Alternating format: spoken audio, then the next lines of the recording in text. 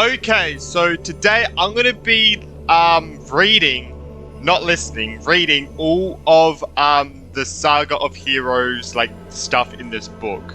So if you want to see my reaction to the quest, make sure you go to my main channel. I didn't do this when the quest came after the quest because I was doing the quest for 5 hours and I was like, I ain't doing any. I'm done. All right, I'm done for the day. So we got I did the last prince in the quest in JP.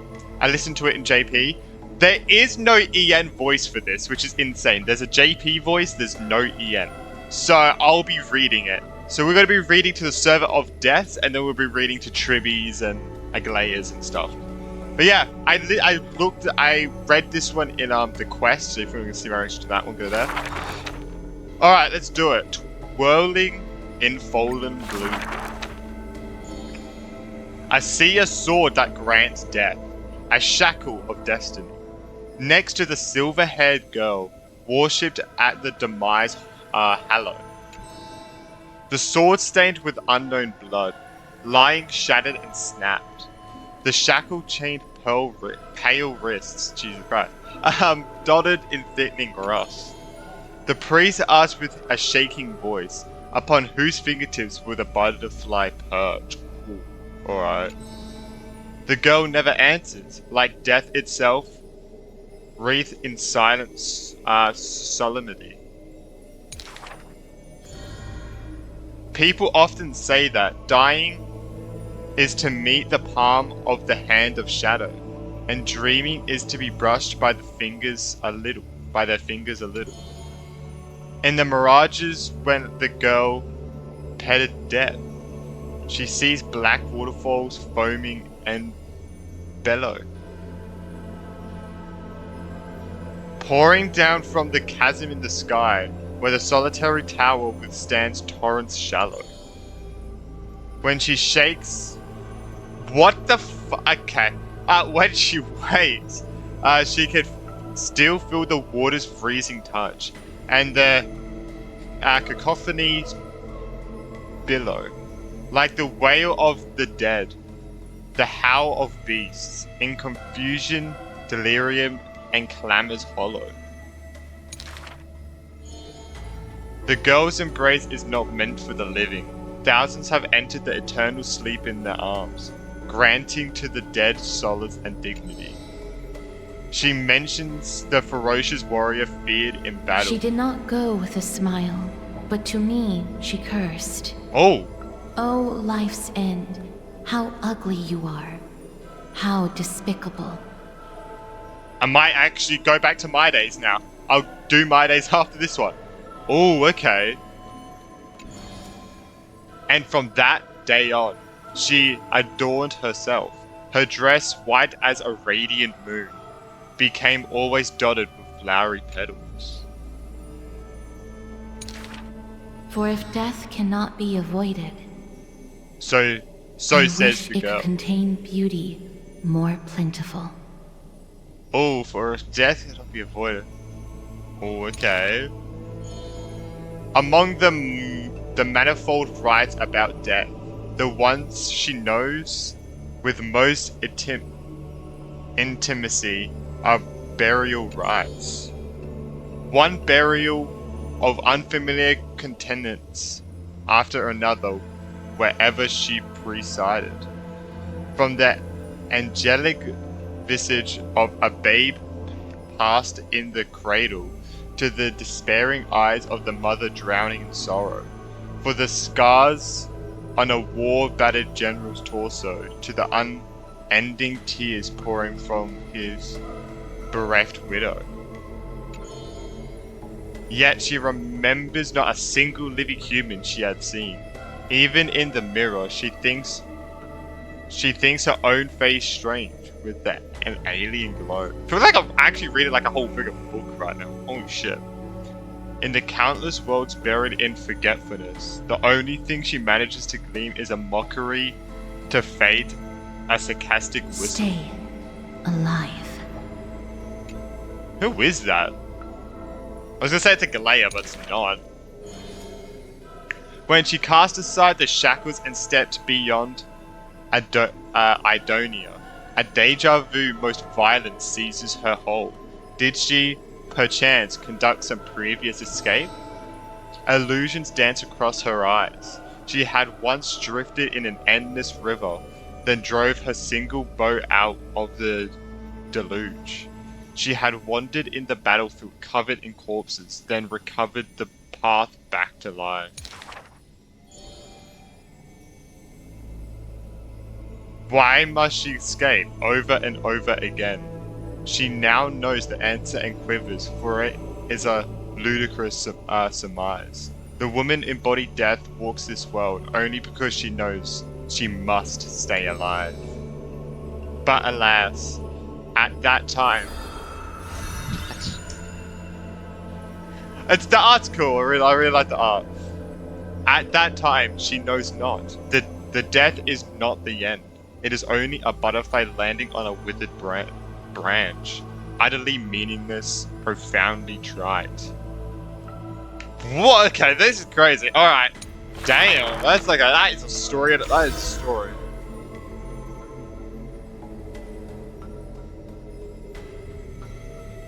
Okay, we got some like stories in this.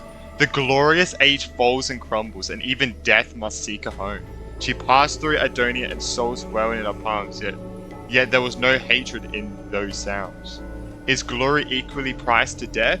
To seek this answer, she never stopped her steps. After a journey that lasted a millennium, she still does not know where her corpse should call home. So she's looking for a place to die. It seems like it.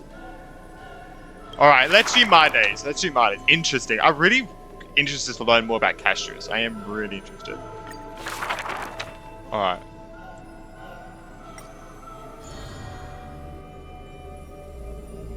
Among the soldiers...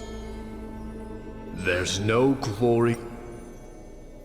But, oh my god, this is gonna be annoying, isn't it? This is gonna be annoying. Among the soldiers, there was the famed city-state, Kremnos, a place every warrior longed for. To be crowned champion of the Kremnos festival was an honor that only the cream of the crop could attain. There's no glory to be found in an accolade, only obtainable through slaughter. A man blocks my way. His name is Mydamos, crowned prince of Kremnos. Despite being a man of few words, news of his deeds had traveled far and wide. His tale is an extraordinary one, they say. Cast off a cliff by his father at birth, he plunged into the sea of souls and drifted for 9 years. Let's see if that's voiced. Huh. He managed to survive all of that?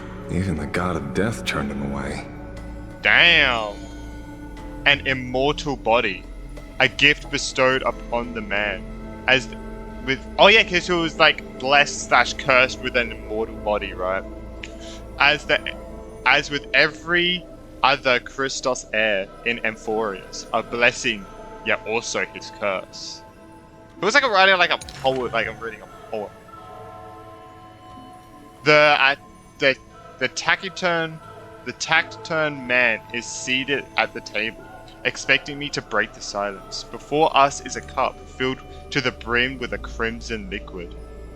People considered it a Cremonian tradition to sustain their bodies with fresh blood. What the heck? In popular legends, every body on the battlefield was taken. Arrogant amateur historian. He sees straight through my pretense, his gaze as keen and piercing a lion's. This is pomegranate juice. The man scoffs. Wait, isn't that what the chick that looked like Mobius from Honkai Impact? You know, the one that was like the chick that was bathing in pomegranate juice? I don't know what that was. Is it her? Oh, one of the stone hearts. Because is it going to be like related to her in some way? We got to see her in the future? Maybe? I'm not sure. Because I know there was a stone heart who was like in pomegranate juice. I don't know why. I think it was supposed to represent blood like this. So maybe she could be related to this somehow. Who knows? The reason it's called a wild tale is because Castrum Kremnos has long vanished. With their god descended into madness, the city likewise became shrouded in fog. Rumor has it that during the final battle at Castrum Kremnos, this man too took to the battlefield, cutting down countless foes, fighting in a sea of blood. He drove his spear through the heart of the enemy's king, yet the tip of that spear was directed at his own homeland. Oh, damn. A chatter breaks out among the people, and the man rises to leave. The truth of such rumors he speaks only through his distant silhouette, a silhouette of a body that has withstood endless trials and faced death innumerable times, but bore not a single mark. My Deimos, a hero of yore, now a traitor to Kremnos, the predictable crown prince. Damn. I felt way better to read than to freaking like listen to in JP, gotta be honest. Alright, let's look at this. Alright, Path Lit 1. His home had long been covered in dust, like the pearliest city named Kremnos. The man's past is equally veiled in shadows. Only his infamy, as the Kingslayer is recounted in echoes. His immortal and woundless body bared all swords and blades, and also dispelled curiosity and peeking gaze. Wonder how him and Blade would get along. I wonder, since they're both cursed with immortality, right? Instead, look at his road, for that is the only way to scry into his fighting arm. He inflamed the path ahead with fire, and his road home shall be paved in blood. Damn. Which would be cool if you could see that though, it'd be really sick. Alright. Let's look at Kevin's? I think we do Kevin's now. It's not Kevin. I know it's not Kevin, alright, but come on, he's a flame chasing. Come on. And it looks like Kevin.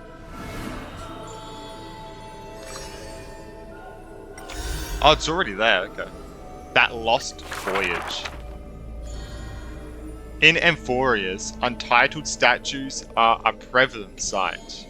As for the inspiration behind these statues, they are said to be the clay figures that Kevali made at the world's creation. They made clay figures in their likeness, bestowed upon them the breath of life, and allowed the golden divinity of their blood to course through. Thus, the very first mortals roamed the earth, receiving the god's mercy, while realizing the sorrows of this world. I wonder, were they actually made from clay? Or is it just something they just think of, you know? Kind of like real, like this world, right?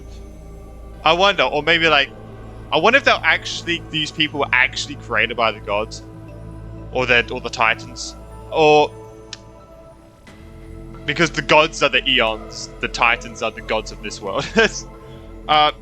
I'm really curious if it's just like that's what they believe and they kind of came down from like a different planet or something, like what we did to them. I'm not sure. In front of a statue, the people of the holy city beheld a man, Phanon of Edes Elysiae. He never spoke of his origins, only using this name to nonchalantly identify himself. Is that how you say that? I have never seen that. That's not really his name, is it?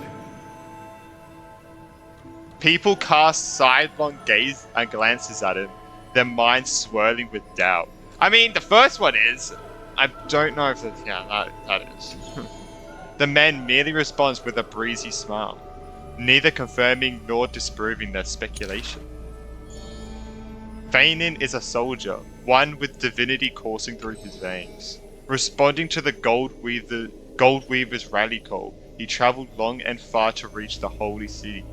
eager to bring light to the hero's path. Losses are a constant on the flame chase journey, where life too seems as small as a speck of dust.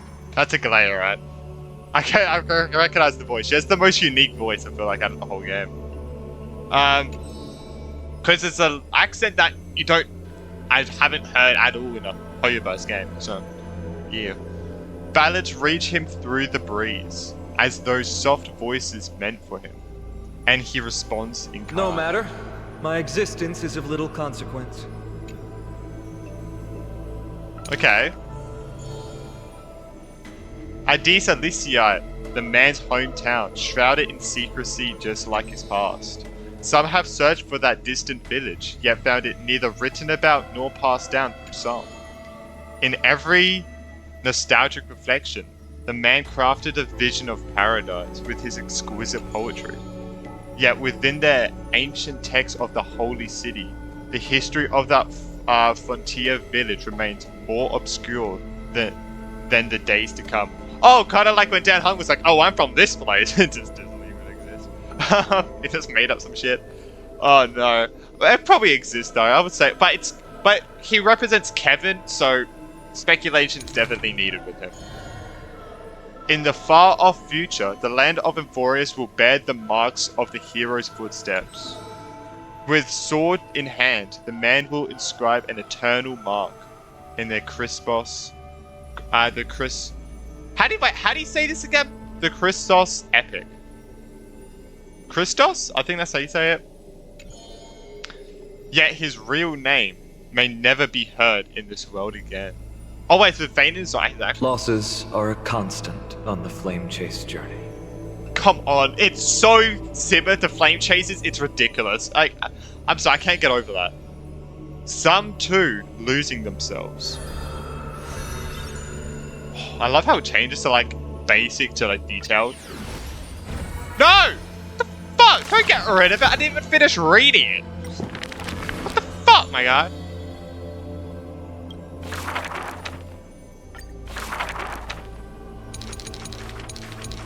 What the fuck? Some too losing themselves at the very beginning of their journey. Man, that's interesting. That's actually interesting, that one. That's actually very interesting. The nameless hero. So he's not... So that Vaynon's not his real name. And you wouldn't have probably learned that until you did this. Until you read this. Interesting. When the world's end descends, a hero raised a sword glinting in the setting sun and challenged the night that approached dusk. His heart pulsed with the brilliance of stars, and his eyes blazed like a fallen sun, casting silver needles upon the scarred earth. He shrouded his name in obscurity, burying the past in the homeland frozen in memory, and vowing to defend the new dawn, even if that dawn would consume all in its fire. Damn, I wonder what his actual name is. Don't tell me his actual name's Kevin. For the love of fucking God. If his actual name is Kevin, that'll be insane. And where's he from? Earth? God damn it, bro. Jesus. Earth of the previous era? Like, Jesus Christ. I think we do Galea's last. Let's do Tribi. Or Tribios now.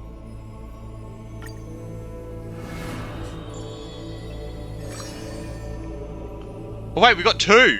Oh wait, are these the... Oh! Wait, are these the books you find on the ground? These might be the books you find on the ground, actually. Interesting. So I'll probably do more of this when I collect more and stuff. Or maybe you just get them when you finish quests, I'm not entirely sure. In a corner of Okama, the newly arrived traveler stops for a moment. He rubs his eyes. 1, 2, 3? There's 3 identical children? The 3 children have differing smiles. One is beaming, one has a shrewd grin, and one is smiling serenely. Yet each of them looks just as mysterious as the other 2. Stranger, welcome to the holy city. We will show you the way forward. Bro, that'd be creepy if 3 of the same looking children come and go, welcome to the holy city. I'm like, bro, what the fuck? What is happening in this city, bro? I'm scared, but she's a demigod. That's pretty great. Tribios. This name has not been mentioned for some time. Only the elderly priests of Yanosopolis know the true significance of this High name. Priest, please guide us once again as we spread our wings on this long journey. As music from his hometown plays, the smiling children gather around the old man. They wish that the twilight breeze will carry away all tales of sadness. The end times looms like a dark cloud, hanging over the holy city's residents and shrouding them with horror. Hello? Do you need our help? Like torches dancing in the wind, the children illuminate the alley. They wipe away the woman's tears. Babies sleep amidst whispers. On the windowsill of those in prayer, their light footprints remain. The citizens call pillars them. of Akama. Yet they simply There's no shake need their to heads. be so somber. How about we play a game together? Sorry, I thought that was saying that one, but yeah, I was just confused which one that old one was saying. The 3 pillars of Okama. How we play a game together? Fuck. Jesus, okay. Guess who we are? That reminds me of the No Game No Life. I'm currently watching that. The guy was like, why don't we just play a game? It's like, oh Jesus. Okay. The 3 soared and landed in front of the townsfolk. Trian. An old man says. No, we're training. Trinin is the quietest of the trio. Yeah, you have to get it right, bro. That's Trebi. That's Trinon. That's Trainee. Look at that. I am so smart, it's ridiculous. I'm gonna forget. She's probably gonna die eventually as well, because she says goodbye, so I mean, what's gonna happen with that? Are you Trinin? A young girl asks. Wrong. We're actually Trian. Oh, Trian, not Trainee. Alright, sorry. Trian is the most spirited of the trio. Wait, I think I got it wrong. Wait, is this Trian? And this is Trinin? Fuck, wait, maybe I'm dented. I actually don't. That's shit. Then you must be Trevi. A child shouts. You're right. Good job. Tribi is as enthusiastic as she is adorable. It matters not whether they can tell the trio apart. Of most importance is their sincere smiles. We will show you the path to take. The children fly ahead, guiding the lost back to the main road. So you literally show people the right path to take. That was voiced before. Like this similar like text was voiced before. That's why I was waiting. So You're lucky. You merely took a wrong turn. the children flew before me. It was rare to see them so quiet. However, there are many more unfortunate souls who have lost their direction in life. That voice sounds familiar. Boom! There they are. Oh, look how cute they are, bro. Next act. Oh yeah, we've got another one. There was once a dying soldier on the battlefield who wished to bid farewell to his lover in a distant city, far away. The child leaned toward the soldier and said nary a word, as she listened to his final words of comfort. As for the other 2 children, they were in the city beside a bed upon which a woman was lying in eternal rest, wailing uncontrollably. Not only do the 3 children share each other's senses, their souls are also interconnected.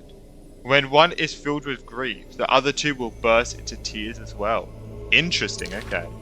Share Perhaps we should emotions. tell you some happy tales instead. The child wipes away her tears in reminiscence. Our greatest talent is performing Amphoreus' nursery rhymes.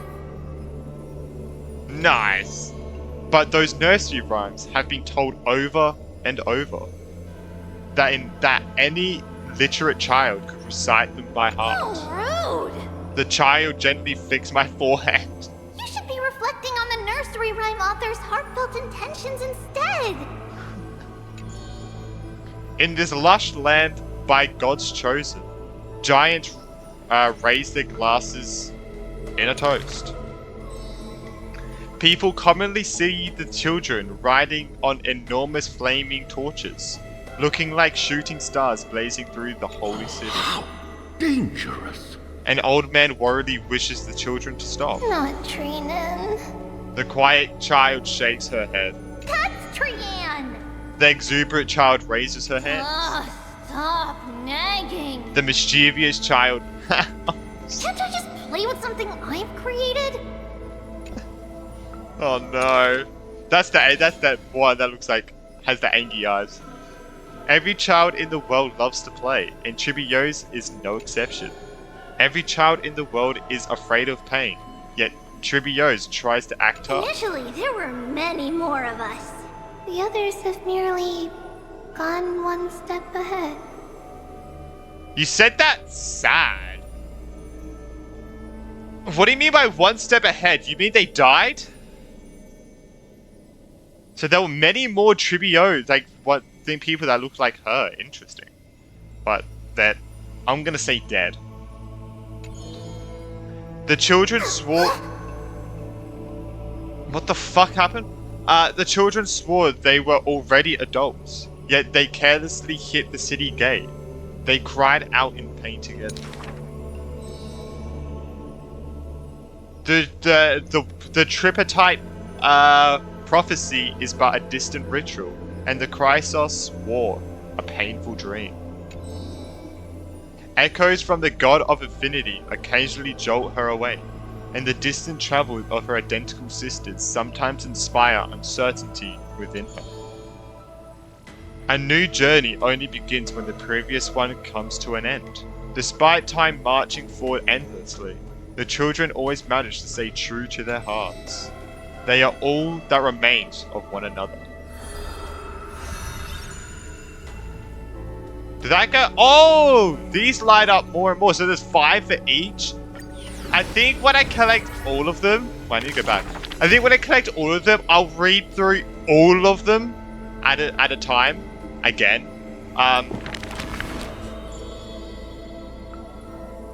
Yeah, look. Oh, yeah, that's all 12 of them. I just realized that's all 12 of them. Triplets of Fate. Oh, I'm so excited to see who the other ones are, actually. There's a lot of other ones to go. Laughter and Lament.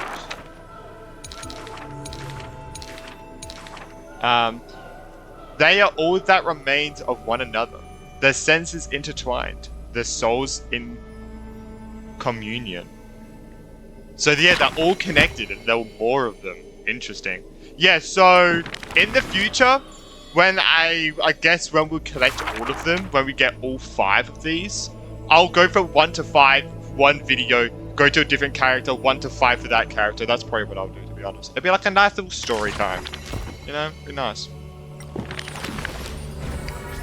Alright, Agalea. Hopefully this one's good, because I saved it for last. Okay, I got 2. I got 2 for this one? Alright. Chapter 9. Okhema. A city that warriors look back upon before marching toward the battlefield. The holy city, the sanctuary of all the citizens. Just as the poets of the city have sung. The epitome of magnificence, unbounded benevolence. Why does it sound like something Dottore has said? And the beauty of the holy city is like Aglaya herself, dressed in finery and of noble birth. She is the dressmaster of Okhema, the one who weaves the golden threads. But there's one thing she'll never be able to achieve. A jealous whisper She can will be heard. never be able to produce something seamless. Wow, yeah, someone's a bit jealous. Golden threads quiver, and a gentle wind rustles by her ear. She maintains her silence, but others fan the flames. Is that so hard? Her scissors and rulers are better than any garment maker, sculpting forms as perfect as the gods themselves. Lady Aglaya, grace our eyes with your most elegant creation. Interesting, okay. Ingratiating words do not sit well with me, nor do duplicitous machinations. Duplicitous. I'm sorry. I actually like how she said that. Yeah, she says no, alright. Her gaze flits across the stoa, equally regarding every member of the public. They used to wonder, how exactly do her eyes perceive if nothing is beautiful or not? As with the holy city that's perpetually bathed in light, how do people tell apart cozy mornings and frosty nights? Oh yeah, because she's blind, right? So is Kafka, if Aglaia and Kafka have the exact same looking eyes, just different color, is Kafka blind? Kafka has the exact same eyes as Aglaia, and Aglaia is blind. Oh, Kafka's not? That confuses me. It does. For the Weaver, the answer lies in her golden threads. Golden threads of the goddess of romance now serve as her hands and eyes. The colors of the world, intertwined with the undertones of human hearts, come flooding toward her. These golden threads are no less prideful than the master they now belong As to. long as the thread has form, it is enough to craft seamless finery. But it's stitched finely and tightly, or cut cleanly with a single stroke. Interesting, okay. Hardly a challenge. None of these pose a challenge. So I'm guessing she's a really good dressmaker though. I'm guessing she is. The rhyme rolls off like the seams. I added the to it, but it's fine. The rhyme rolls off like seams, like a soft sigh from lips. The one who weaves gold gazes past me, fixed on something much farther. The network of threads that entwine all between the heaven and earth. The only challenge that she relentlessly dedicates herself to is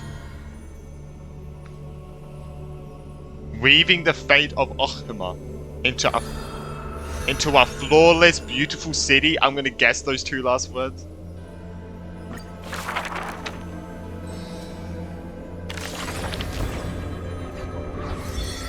Oh damn! I wonder what happens when they all get to there. That'd be interesting. Let me. Whoa! I haven't finished it.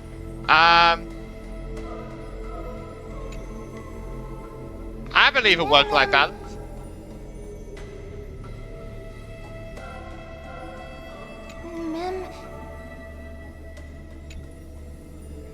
Getting tails takes time to craft.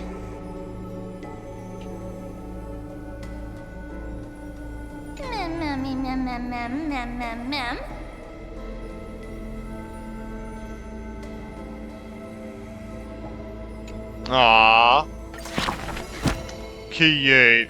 Mem is so cute. Let me read the last one here, for the love of God. Weaving the fate of Okhima into a flawless, seamless outcome. Yeah, it's a beautiful city, but hey, same, different, right? My one's still good.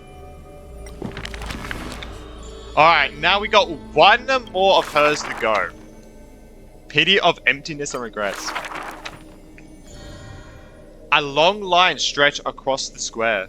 Merchants, shopkeepers, and even high society elite, all lined up together without distinction. At the head of the line was the path to Aglaia's abode. In the holy city's fashion trendsetter, going to reveal her newest masterpiece. She's about to get rid of her failed pieces. Oh, I guess that would be collector's stuff, right? Makes sense. Then we go for a lot as well, probably. Now I see why the holy city is free of worries. Even as the end nears, they're still obsessed with lavish clothing. New to Okhima, a visitor from elsewhere ends up utterly bewildered at the sight. So he's like annoyed that they're obsessed with clothing, and that's why they're free of worries. Okay. It is said that a family of priests who worship Mestia go way back with the Weaver, but her impeccable gift for weaving isn't meant to serve anyone's pursuit for pleasure. What was once a sacred duty was misunderstood by the beauty obsessed, who mistook fallen shreds for priceless treasures. Yeah, I don't know why people say duty. I say Judy. What do you say, duty or Judy? I say Judy with like a J instead of a D. I say Judy. Sounds better. Anyway. Our flawed creations. I'm not Nahida. Really Right. still worth the people's adoration? The Weaver shakes her head. She seemed to have forgotten something.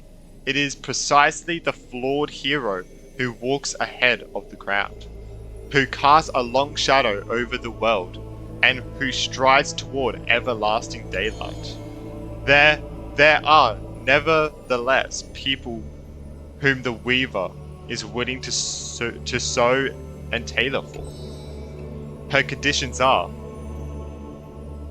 beauty, sharp as a blade, and the pursuit of beauty. Me! I want to be showered with a thunderous ovation and lots of flowers. A melodramatic poet speaks I want out. to stir her emotions. The voice of a blushing young boy. Okay. Do I fit the bill? My sister and I are refugees from the Abyss. I want to get a pair of shoes for her. Aww. A seated child speaks up. Next to him is a barefooted girl, staying silent with her head kept low. Unfortunately, gold threads are willful things. They are never swayed by sympathy or pity. A tense and worried look surfaces on the young child's countenance. The specks of dirt on his face brought back memories of a past encounter. The Weaver begins. Go to the 3 children in the city. Oh! Trivios. As messengers of Yanis, they will bring him fuck! That is beautiful though. They will bring him the shoes he hopes for. Nice. Alright, so these are the parts that I have unlocked right now. Yeah, there's 5 each. So, there's like 60 of them? Right? 12, 24, 36, 48. Yeah, 60. There's 60 things to read. That is crazy. That is crazy. And I've read 1, 2, 3, 4, 5, 6, 7. I've read 7 today. Oh my god. But we'll probably get them throughout friggin' a year. That'll probably take a whole year to get all of them, since this the story is supposed to go on for a whole year. So that's fun. Damn! Oh, you do get maps. Okay. Oh no! Wait. What? 5? Wait, what's that? Okay. Go to Eidolon Resonance. Alright. Do I have... I don't think I have it yet. No, I'm on E5. Alright. You don't get E6 from the story, by the way. That's just a lie. I did the whole story and only got E5. Anyway. You probably just have to collect a little bit more chests. It's because people collect... Because for me, I don't do anything. I just do the story and don't focus on things like in the distance and stuff, like chests, defeating enemies for chests, or doing little puzzles while doing it. I just do the story.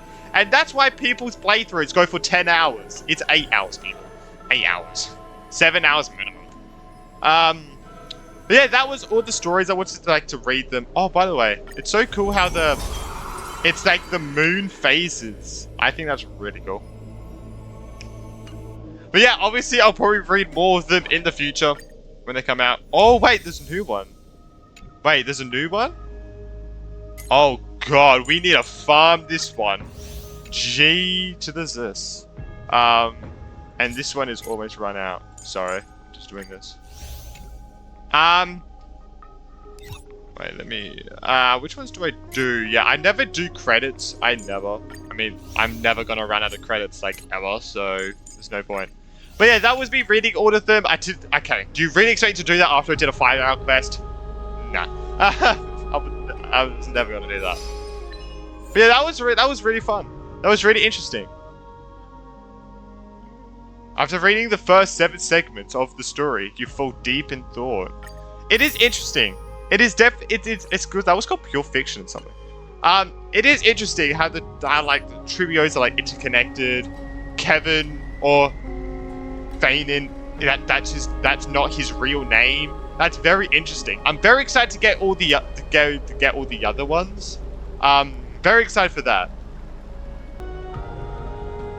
Because I want to quickly look at all the other characters that we are gonna get. So we get Aglaia, obviously. Weaver, you must gently. There shall be the 3-faced messenger traversing through myriad doors. Yep, Trivios. To you for knowledge to refute worlds. Anaxagoras the Foolish has a. That's what's his name? Anaxagoras. What the fuck? Alright. Has enough knowledge. That's the one that I think looks the most like Sue from Honkai. Refute faith and to stir up a torrent capable of slaying gods. He's probably might be next patch. Who Go else? Seek the priest who severs dawn from dusk, and let the sky become the. Go seek So she's the a priest. I'm not sure if this is this the Alicia lookalike? Because I know there's 2 pink-haired girls. One of them looks like Alicia. One of them feels like more like Grisio to me. I think this is the one that looks like Grisio. She has blue in her hair as well. Who severs dawn from dusk, and let the sky become the slumbering cot from which she wakes. What's happened to us? Make him roar, Mightiness the Undying. There he is. Pierce the enemy's king with Crimnos' blood. Alright, you got Set her down. in motion, Cypher the fleet-footed. We need her. We need, well, her name, Cyphera. Alright? The cat girl who reminds me of Pardo. We need to get her as well. Command the frozen time to once again flare. And that servant of the Hand Shadow, the daughter of River Styx. Yeah. If you grant her the right to embrace, then even frozen death will sleep peacefully at her fingertips. She is so beautiful. You will hear the sound of the ocean's abyss reverberating through the storm. You will see out. It's like a Raiden and Kokomi thing. That's like the god of like water or something. From faraway realms visiting under the veil of gloom. Titan of the sea. Until the journey's end, when the titans of old have all fallen, and the nameless new king ascends the throne alongside countless heroes. This is actually so cool. Come on! on! On the grand Bayonet, mission sorry. of deliverance. Keep calling him Kevin. I gaze towards the distant Oh, we don't future. see them all. Wait, we don't see them all? Oh, I guess we can see them all now, right? Humankind, Aglaia, known as the Trivios, Chrysos as, shall pluck whatever the gods' fuck cool his flames. name is. And Jesus Christ. once more uphold I want to know who that is that the Alicia or the Grisio one? the I think world. of? The flame chase is a journey of Oh constant my loss. god, bro. And then all the other ones are Even blamed life out. itself cast even ourselves into the flame. Only to inscribe. Man, I am so excited for the future of this game, man. I am very excited. But yeah, that's gonna be the end of this. I hope everyone did enjoy, and yeah, I guess make sure you check out my reaction on the main channel, and I guess see everyone in the next one. Peace.